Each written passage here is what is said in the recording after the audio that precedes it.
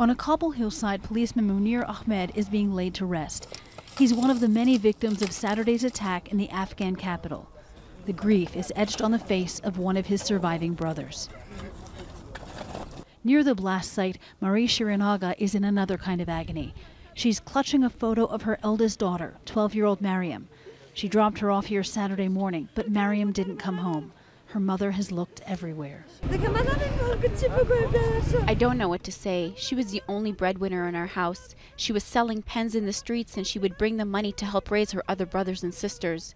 She helped pay the rent. What should I do? Where should I look? No official here knows what to tell her. And even as she searches, others are picking up the pieces. Shopkeepers remove what's been destroyed and repair their storefronts. Debris is still being hauled. Intelligence officials are accusing their neighbors of not doing enough to stop armed groups. Today, everybody understands where the terrorism originates. It's clear where they're located, and as long as these hubs for terrorism on Pakistani soil and in regional countries are not eliminated, then Afghanistan will not reach a long-lasting peace. The Afghan president has declared 3 days of mourning, not just for the victims of this attack, but for 2 others that have taken place over the past week at Kabul's Intercontinental Hotel and in Jalalabad, at the headquarters of Save the Children there. The president says he wants the Afghan people a chance to share the suffering of the victims of all of those attacks, and the 3 days of mourning will culminate with a national day of prayer on Tuesday. In the meantime, though, some Afghans are angry.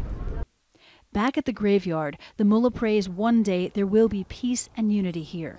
But the victim's cousin wants the government and its allies to fight. We need to help the international community and the countries who are working to improve human rights. They pay a lot of attention to women's rights. But what about the rights of these people? Hundreds of young men die every day. Our blood doesn't matter? There are calls for justice for the dead. There's already an aggressive offensive against the Taliban and other armed groups here. But many here wonder what more can be done to stop attacks like these. Jennifer Glasse, Al Jazeera, Kabul.